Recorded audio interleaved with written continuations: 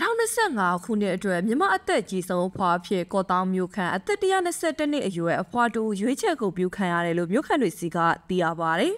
။ရွေးချယ်ကိုပြုခံရတဲ့အဖွားဟာကော့တောင်မြို့ဆွေစင်ရိုရက်ကွက်ပလန်တွင်းလမ်းမနေတဲ့အဖွားတော်ပန်းတွေဖြစ်တယ်လို့စက်ကော်မရှင်ရဲ့ပြန်ကြားရေးဌာနကထုတ်ပြန်ပါတယ်။ဒါအပြင်အဖွားနဲ့အတူရန်ကုန်တိုင်းထန်းတပင်မြို့နယ်အသက်122နှစ်အရွယ်အဖိုးဦးသိန်းအောင်လည်းအသက်ကြီးဆုံးအဖိုးဖြစ်ရွေးချယ်ခံခဲ့ရတာပါ။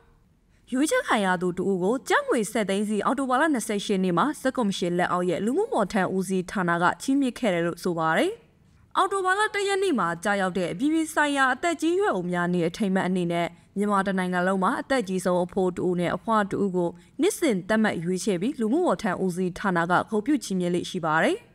အသက်85နှစ်အထက်လူမှုရေးပိတ်စင်ရနေတဲ့အဖိုးဖွားရဲ့အစည်းအဝေးကနေနေ့တနေ့ရအသက်အကြီးဆုံးအဖိုးဖွားဖြစ်ရွေးချယ်တာဖြစ်တယ်လို့လူမှုဝန်ထမ်းကယ်ဆယ်ရေးနဲ့ပြည်내နေရာချထားရေးဝန်ကြီးဌာနရဲ့တာဝန်ရှိသူတို့ကပြည်တွင်းသတင်းဌာနတစ်ခုကိုပြောဆိုထားပါတယ်။မြန်မာနိုင်ငံမှာအသက်ကြီးရွယ်အို81ရာခိုင်နှုန်းဟာကျန်းမာရေးစောင့်ရှောက်မှုမလုံလောက်တာဝင်ငွေနှဲပါတာဘေးအန္တရာယ်ကြားရောက်တာနဲ့ထိကျက်ဆရာတွေကိုခံစားနေရတယ်လို့2023ခုနှစ်မှာထုတ်ပြန်တဲ့ကုလသမဂ္ဂလူသားချင်းစာနာမှုဆိုင်ရာညှိနှိုင်းရေးရုံးရဲ့ပတ်ပုံမှုနဲ့ပြုလုပ်ခဲ့တဲ့မြန်မာနိုင်ငံကအသက်ကြီးရွယ်အိုတွေရဲ့လိုအပ်ချက်ဆိုင်ရာအခြေအနေအစီရင်ခံစာမှာဖော်ပြထားပါတယ်။